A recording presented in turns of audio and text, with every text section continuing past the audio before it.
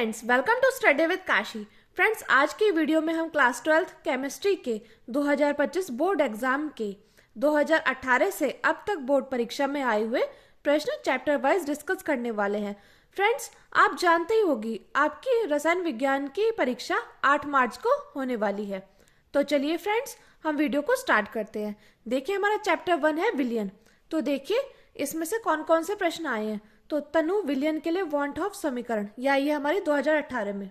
अगला देखिए, अगला है वाष्प दाब और वाष्प दाब में अवनमन व वाष्प दाब में आपेक्षिक अवनमन की परिभाषा, ये आपकी 2018 और 23 में आई है। अगला देखिए, अगला है परासरण दाब क्या है। यूरिया के 1 लीटर विलयन में 6 ग्राम यूरिया घुला है। 300 केल्विन पर यूरिया के उस विलयन का परासरण दाब निकालो। तो फ्रेंड्स, आपको परासरण दाब क्या है ये पता होना चाहिए, और परासरण दाब से रिलेटेड न्यूमेरिकल, क्योंकि न्यूमेरिकल जो है वो कभी भी रिपीट नहीं होता, हमेशा अलग ही आता है। तो ये आपका 2018 में आया था। अब अगला देखते हैं हम। अगला आया था मोलरता व मोल प्रभाज की परिभाषा, ये आपकी 19, 21, 20, 22, 23 और 24 में आई है। ये मोस्ट इंपॉर्टेंट है, बार बार बोर्ड परीक्षा में रिपीट होती है। तो फ्रेंड्स, ये सभी जो मैंने क्वेश्चन लिए हैं ना, ये आपके हर पेपर सेट के हैं, क्योंकि एक साल में 7 पेपर सेट बनते हैं और जो हर जिले के अलग अलग होते हैं।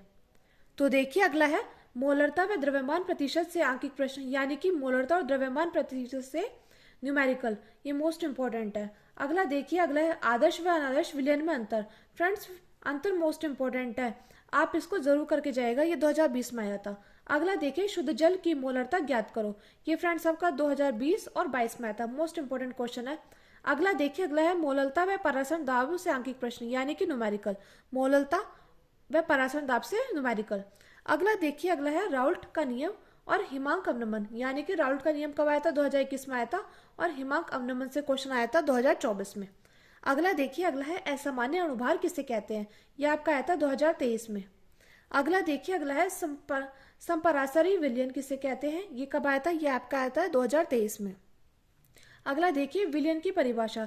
ये फ्रेंड्स आपके छोटे छोटे से टॉपिक है, विलयन, संपरासी विलयन, तो आप इनको जरूर करके जाइएगा। तो ये 2021 में आया था।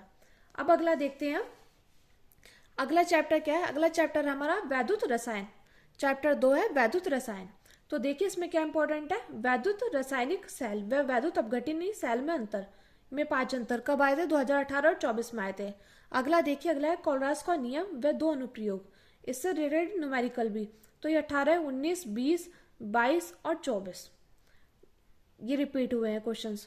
अगला देखिए, सेल स्थिरांक किसे कहते हैं, विशिष्ट चालकता व सेल स्थिरांक में संबंध, तो ये आपको पता होना चाहिए, 2019 में आया था क्वेश्चन। अगला देखिए, अगला संचारण की परिभाषा दो, सिद्धांत व बचाव बताए, तो ये आया था आपका 2020 में। फ्रेंड्स, अगर आपने अब तक कुछ भी नहीं किया है, अगर आप ये रिपीटेड 5 साल के क्वेश्चंस भी कर लोगे ना, तो आपको 70 में से 70 नंबर लाने से कोई भी नहीं रोक सकता है।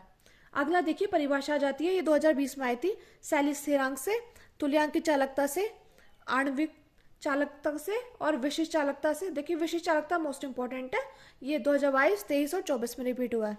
और विशिष्ट प्रतिरोध भी मोस्ट इंपॉर्टेंट है, ये आपका 2024 में आया। तो फ्रेंड्स, आप ये परिभाषा जरूर करके जाइएगा, ये 2 नंबर या 4 नंबर में जरूर आती है। अगला देखिए, अगला है हमारा मानक हाइड्रोजन इलेक्ट्रोड, ये आपका 2021 में आया था। अब अगला देखिए, फैराडे का विद्युत अपघटन का नियम, ये आपका 2021 और 23 में आया था। अगला देखिए, ओम का नियम, कोई भी ऐसे बोर्ड परीक्षा हो गई होगी नहीं जिसमें ओम का नियम ना आया हो, ये क्लास 10th वालों और 12th वालों के लिए मोस्ट इंपॉर्टेंट है। अगला देखिए, ये आपका 2023 में आया था, लवण सेतु के कार्य, ये 2023 में आया था। अगला देखिए, अगला है विद्युत रासायनिक सेल, ये आपकी कब आई थी, 2023 में आई थी। इससे अगला देखिए, नेस्ट समीकरण, ये फ्रेंड्स मोस्ट इंपॉर्टेंट है, ये आपके 2023 में आई थी।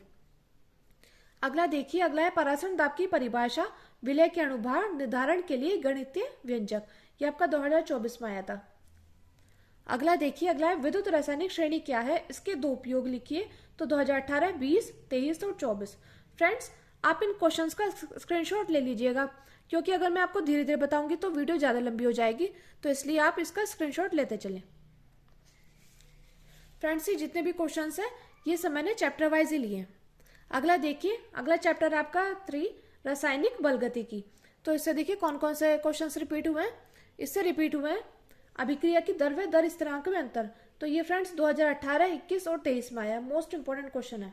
अगला देखिए, अगला है अभिक्रिया की कोटि क्या है। शून्य कोटि, प्रथम कोटि व द्वितीय कोटि की अभिक्रिया के लिए दर स्थिरांक k का मात्रक लिखो। तो ये कब आया, ये आपका 2018 में आया। देखिए प्रथम कोटि का अर्धायु काल, ये कब आया था, यह आया था 2019 में। अगला देखिए समीकरण से वेग स्थिरांक की इकाई व कोटि, ये आपका 2019 और 23 में आया था। अगला देखिए, अगला है प्रथम कोटि अभिक्रिया के लिए व्यंजक, ये कब आया था, यह आया था आपका 2020 में। अब अगला देखिए शून्य कोटि अभिक्रिया उदाहरण सहित व छदम कोटि की अभिक्रिया उदाहरण सहित लिखिए। तो ये कब आया था आपका, ये आया था आपका 2022 और 23 में। तो फ्रेंड्स कोई भी ऐसा एग्जाम पेपर होगा ही नहीं जिसमें शून्य कोटि, प्रथम कोटि, द्वितीय कोटि से क्वेश्चन आए हो, तो ये मोस्ट इंपॉर्टेंट है। अगला देखिए, अगला है प्रथम कोटि का अर्धायु काल 15 मिनट है, 90% पूर्ण होने में कितना समय लगेगा। ये क्वेश्चन आपका आया था 2021 में। अब अगला देखिए, अगला है ताक्षणिक दर की परिभाषा, तो ये कब आई थी, ये आपकी आई थी 2021 में। अगला देखिए अर्धायु काल की परिभाषा। फ्रेंड्स ये जो टॉपिक है बहुत छोटे छोटे हैं, ये आपसे 2 नंबर में पूछ लिया जाता है। तो ये कब आया था, यह था 2024 में। अब देखिए अगला है आणविकता व कोटि में अंतर, ये आपका कब आया था, यह आया था 2023 में। अगले देखिए आपसे परिभाषा पूछ ली जाती है अभिक्रिया कोटि की और दर निर्धारण पद की। तो अभिक्रिया कोटि और दर निर्धारण पद की परिभाषा आई थी 23 में। अगला देखिए अभिक्रिया की दर व आणविकता की परिभाषा, ये आपसे कब पूछी गई थी, ये आपसे पूछी गई थी 2024 में। अब हम अगला देखते हैं, अगला चैप्टर है आपका 4 डी तथा एफ ब्लॉक। तो फ्रेंड्स डी तथा एफ ब्लॉक से भर भर के क्वेश्चंस आते हैं। ये जो रिपीटेड क्वेश्चन है अगर आप यही कर लोगे तो आपको 70 में से 70 नंबर आने से कोई भी नहीं रोक सकता है। अब देखिए पहला क्वेश्चन है 3D संक्रमण श्रेणी का इलेक्ट्रॉनिक विन्यास, ये आपका रिपीट हुआ था 2018 में, मोस्ट इंपोर्टेंट क्वेश्चन है। अगला देखिए, अगला संक्रमण तत्व किसे कहते हैं, कारण बताइए कि संक्रमण तत्व परिवर्ती संयोजकता प्रदर्शित करते हैं, ये आपका आया था 2018 में। अब देखिए अगला क्वेश्चन है लैंथेनाइड व एक्टिनाइड में अंतर, ये आपका 2018, 20, 22 और 24 में आया था। फ्रेंड्स लैंथेनाइड और एक्टिनाइड में अंतर मोस्ट इंपोर्टेंट है, बार बार बोर्ड परीक्षा में रिपीट होता है। तो ऐसा हो ही नहीं सकता कि डी और एफ ब्लॉक से लैंथेनाइड और एक्टिनाइड से क्वेश्चन में पूछा जाए। अगला देखिए, अगला है लैंथेनाइड तत्वों को पृथक करना क्यों कठिन है, यह आपका आया था 2018 में।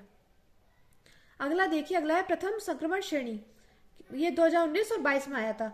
इसमें देख ली पूछ ली जाती है परमाणु त्रिज्या, आयनन ऊर्जा, धात्विक लक्षण और ऑक्सीकरण संख्या, ये मोस्ट इंपोर्टेंट है फ्रेंड्स।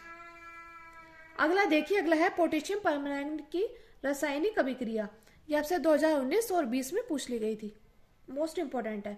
अगला देखिए लैंथेनाइड संकुचन व प्रभाव, तो ये आपसे 2021 में पूछ ली गई थी।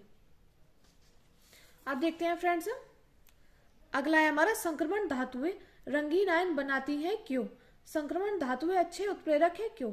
तो यह क्वेश्चन आपसे पूछा गया था 2021 और 24 में, क्योंकि संक्रमण धातुएं रंगीन आयन बनाते हैं क्यों, तो 2021 और 24 में। अगला देखिए, अगला है संक्रमण धातुएं अच्छे उत्प्रेरक है क्यों, तो 2021 में पूछा गया था। और फ्रेंड्स मोस्ट इंपोर्टेंट है अंतर। फ्रेंड्स ये जितने मैं अंतर बता रही हूँ ना, अगर आपने ये कर लिए तो आपके 15 से 20 नंबर पक्के हैं, क्योंकि अंतर तो पूछे जाते हैं। अब देखिए डी तथा एफ ब्लॉक के तत्वों में अंतर, ये आपका आया था 2023 में। अब अगला देखिए, अगला आया था संक्रमण धातुएं परिवर्ती ऑक्सीकरण दर्शाते हैं क्यों, ये आपका कब पूछा गया था 2024 में। अब देखिए डी तथा एफ ब्लॉक के तत्वों की विशेषता, ये आपसे कब पूछा गया था 2024 में। तो फ्रेंड्स जब चैप्टर है डी तथा एफ ब्लॉक के तत्व, तो आपको डी तथा एफ ब्लॉक का पूरा पता होना चाहिए, पूरा विस्तार से पता होना चाहिए कि इसकी विशेषता क्या है, इसमें अंतर क्या है, ये सब पता होना चाहिए। अगला देखिए, अगला चैप्टर है हमारा 5 उपसह संयोजन यौगिक। तो देखिए इसमें कौन सा क्वेश्चन पूछा गया था, लिगेंड क्या है, ये आपको पता होना चाहिए, उदाहरण सहित समझाइए। ये आपका रिपीट होता है 2018 और 20 में। अगला देखिए, अगला है निम्न संकर के IUPAC नाम। फ्रेंड्स कोई भी ऐसा एग्जाम पेपर होगा ही नहीं, चाहे 10th की बात करो या 12th की बात करो, जिसमें IUPAC से क्वेश्चन आया हो। तो देखिए ये देखिए रिपीट हुआ था K for FeCN6, ये 2018 में आया था, 20 में, 21 में और 24 में पूछा गया था। अगला देखिए, अगला था CrNH3 6Cl3, ये फ्रेंड्स मोस्ट इंपोर्टेंट है। कई बार तो ये क्वेश्चंस ही ऐसे मिल जाते हैं, रिपीट होते हैं, क्योंकि कई बार आपसे ये पूछ लेगा और ये बदल देगा, और कई बार आपसे ये पूछ लेगा और ये बदल देगा। तो फ्रेंड्स आपको इनका IUPAC मान पता होना चाहिए। अब देखते हैं हम अपना अगला क्वेश्चन। अगला क्वेश्चन है NiCl4, इस पे चार्ज है 2- और FeCN6, इस पे चार्ज है 3- की ज्यामिति उल्लेख। तो ये कब रिपीट हुआ था? ये आपका रिपीट हुआ था 2019 में। मोस्ट इंपोर्टेंट क्वेश्चन है, बार बार बोर्ड परीक्षा में रिपीट होते हैं। अगला देखिए, ये देखिए इसका इसका और इसका आईयूपीएसी मान, ये कब रिपीट होता है? ये 2019 में रिपीट हुए थे। और देखिए कोबाल्ट वाला ये 2022 और 21 में रिपीट हुआ था। अगला देखिए, अगला है समन्वय संख्या पर टिप्पणी, ये आपका कब रिपीट हुआ था? 2020 में। अब अगला देखिए उपसय संयोजी यौगिक। फ्रेंड्स चैप्टर है उपसय संयोजन यौगिक। तो आपको उपसय संयोजी यौगिक के बारे में पूरी डिटेल से पता होना चाहिए, कहीं से भी क्वेश्चन पूछा जा सकता है। तो उपसय संयोजी यौगिक में आयनीकरण समावयवता यह था 24 और 20 में, और हाइड्रेट समावयवता यह था 23 में। अब देखिए, अब अगला है द्विक लवण व संकुल लवण में दो अंतर। कई बार आपसे अंतर पूछ लिया जाता है, तो ये आपका आया था 20 और 22 में। अगला देखिए, अगला है कार्बधात्विक यौगिक किसे कहते हैं, उदाहरण बताइए। तो 21 और 23 में पूछा गया था। अगला देखिए, अगला है किलेट किसे कहते हैं, उदाहरण। तो 2021 और 23 में पूछा गया था। अब आ जाता है क्वेश्चन आईयूपीएसी नाम सूत्र व सूत्र से आईयूपीएसी नाम। तो आपका बार बार रिपीट होता है आईयूपीएसी, फ्रेंड्स जरूर करके जाइएगा। इससे आपके 4 से 5 नंबर पक्के हैं। तो 2021, 22, 23 और 24 में पूछा गया था। अगला देखिए, अगला है उपसय संयोजी संख्या किसे कहते हैं, ये आपको पता होना चाहिए। तो 2023 में आया था। अगला देखिए संकुल आयन की परिभाषा, ये आपसे कब पूछी गई थी? 2024 में पूछी गई थी। अब अगला देखिए चैप्टर है 6 हेलो एल्केन व hello एरेन। Friends most important chapter है, इससे भी आपके भर भर के क्वेश्चन पूछे जाते हैं। अब देखिए निम्न अभिक्रिया को समझाइए। आयोडोफॉर्म, सैंडमेयर, कार्बेलैमिन और हुंड्स-डीकर। तो ये अभिक्रिया आपसे 2018 में पूछी गई थी। ये चारों अभिक्रिया आ गई थी। अब देखिए सैंडमेयर अभिक्रिया 21 और 23 में आ गई थी। और देखिए कार्बेलैमिन अभिक्रिया 2020 और 21 में आ गई थी। फ्रेंड्स मैंने इन सभी अभिक्रियाओं पर वीडियो बनाई हुई है।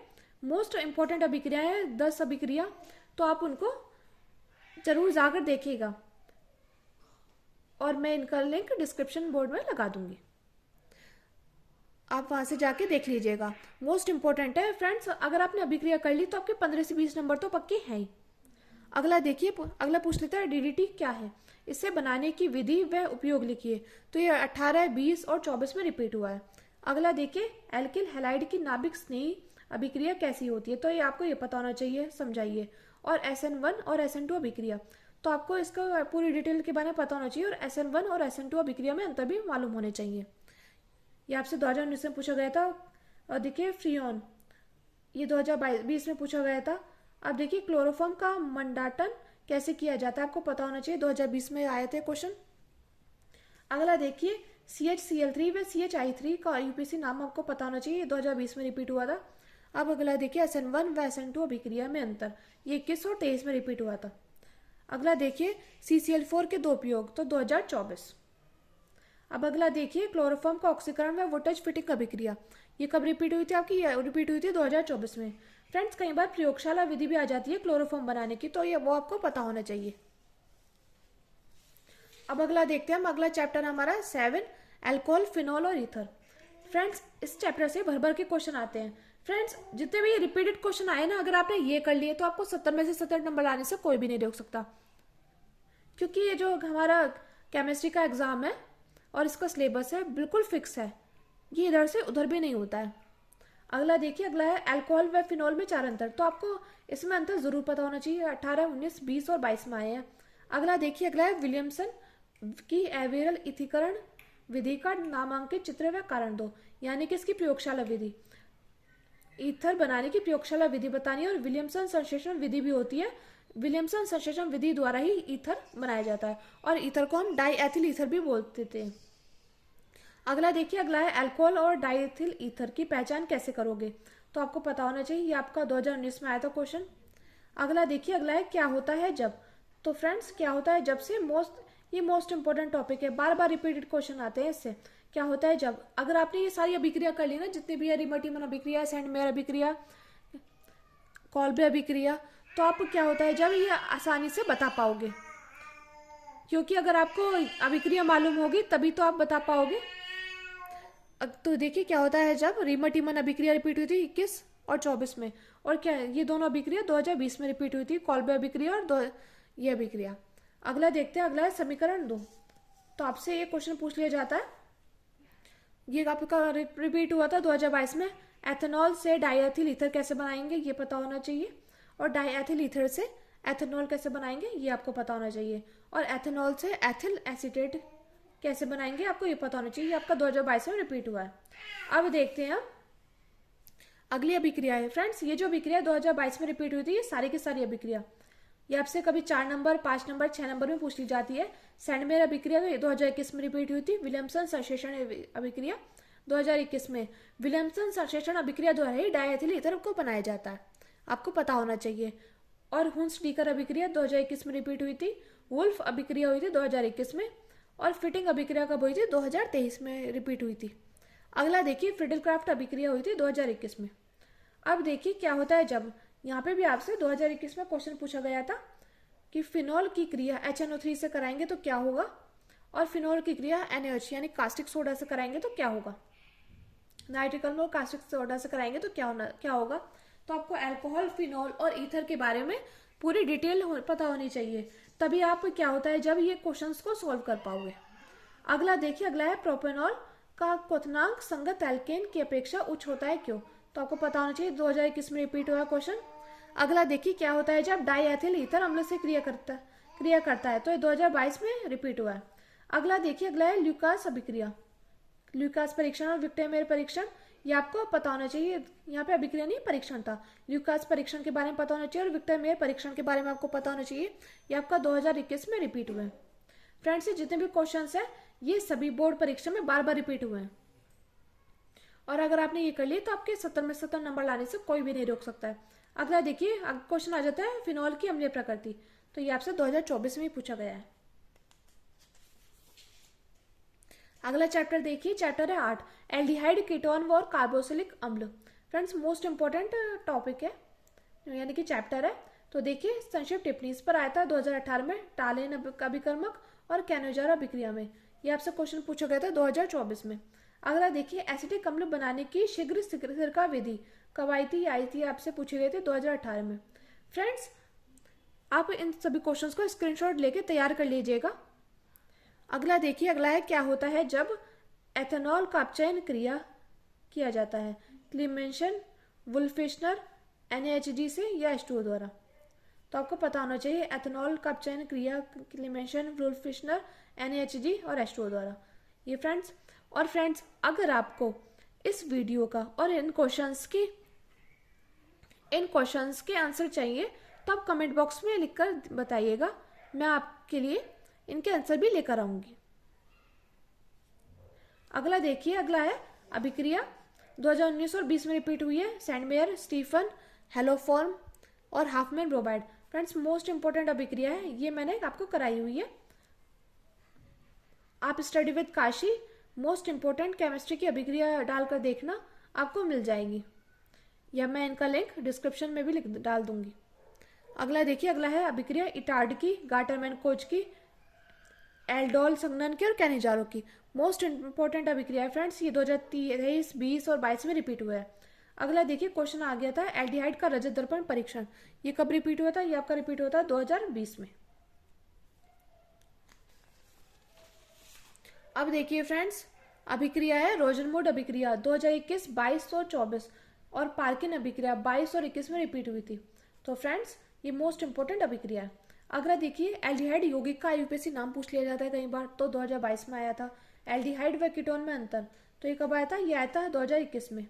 अगला देखिए, एसिटिक अम्ल की क्रिया अमोनिया व एथिल अल्कोहल से, तो ये कब आया था? ये आया था आपका 2021 में।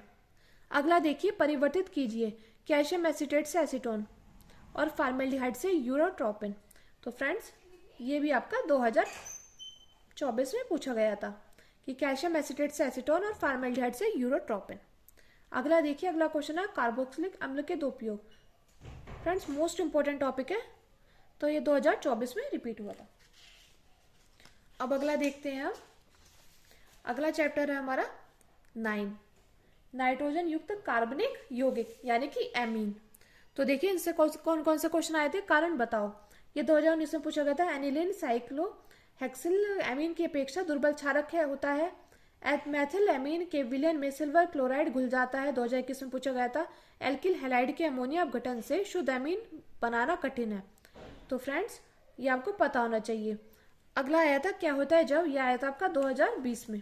एथिल एमीन नाइट्रस अम्ल से क्रिया करता है और एनिलीन जलीय माध्यम में ब्रोमीन जल से क्रिया करता है और एनिलीन सोडियम नाइट्रेट व हाइड्रोक्लोरिक अम्ल के साथ 298 केल्विन पर क्रिया करता है।